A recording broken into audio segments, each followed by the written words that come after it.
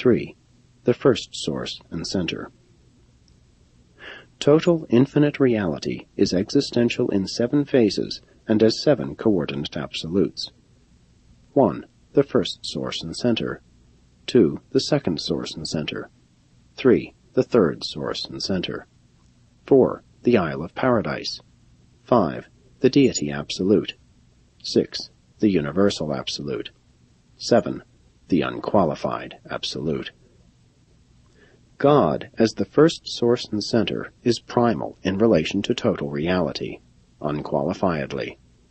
The first source and center is infinite as well as eternal, and is therefore limited or conditioned only by volition. God, the Universal Father, is the personality of the first source and center, and as such maintains personal relations of infinite control over all coordinate and subordinate sources and centers.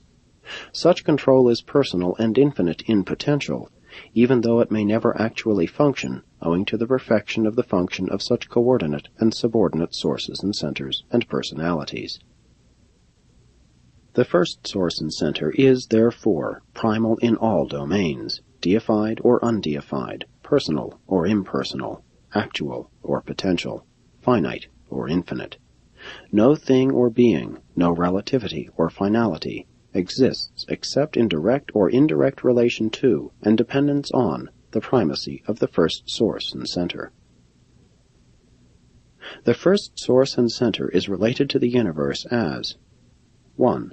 The gravity forces of the material universes are convergent in the gravity center of Nether Paradise. That is just why the geographic location of his person is eternally fixed in absolute relation to the force-energy center of the nether or material plane of paradise.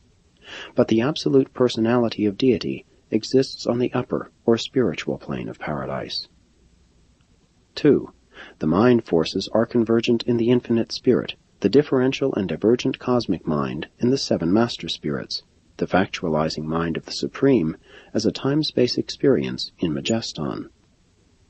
3. The universe spirit forces are convergent in the eternal Sun.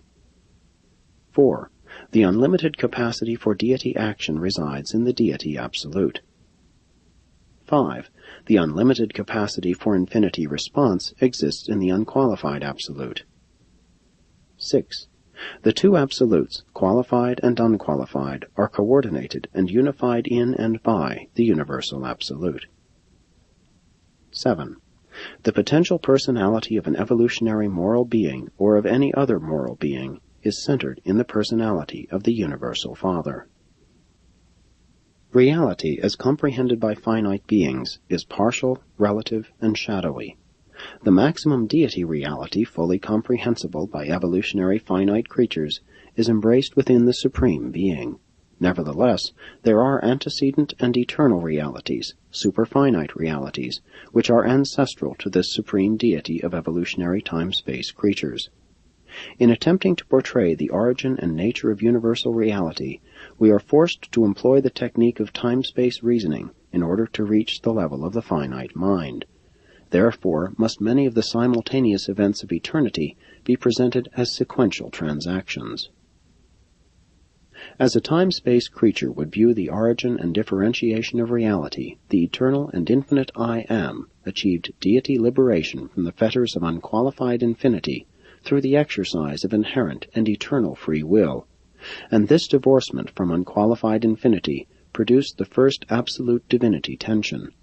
This tension of infinity differential is resolved by the Universal Absolute, which functions to unify and coordinate the dynamic infinity of total deity and the static infinity of the unqualified Absolute. In this original transaction, the theoretical I Am achieved the realization of personality by becoming the eternal Father of the original Son, simultaneously with becoming the eternal source of the Isle of Paradise. Coexistent with the differentiation of the Son from the Father, and in the presence of Paradise, there appeared the person of the Infinite Spirit and the central universe of Havona. With the appearance of coexistent personal deity, the Eternal Son and the Infinite Spirit, the Father escaped, as a personality, from otherwise inevitable diffusion throughout the potential of total deity. Thenceforth it is only in Trinity association with his two deity equals that the Father fills all deity potential, while increasingly experiential deity is being actualized on the divinity levels of supremacy, ultimacy, and absoluteness. The concept of the I Am is a philosophic concession which we make to the time-bound, space-fettered, finite mind of man, to the impossibility of creature comprehension of eternity existences, non-beginning, non-ending realities and relationships. To the time-space creature, all things must have a beginning, save only the one uncaused, the primeval cause of causes. Therefore do we conceptualize this philosophic value level as the I Am, at the same time instructing all creatures that the Eternal Son and the Infinite Spirit are co-eternal with the I Am. In other words, that there never was a time when the I Am was not the Father of the Son and, with him, of the Spirit. The infinite is used to denote the fullness, the finality, implied by the primacy of the first source and center.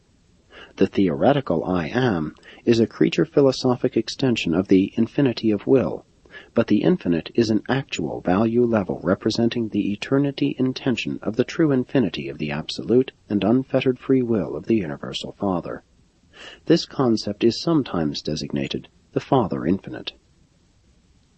Much of the confusion of all orders of beings, high and low, in their efforts to discover the Father Infinite, is inherent in their limitations of comprehension.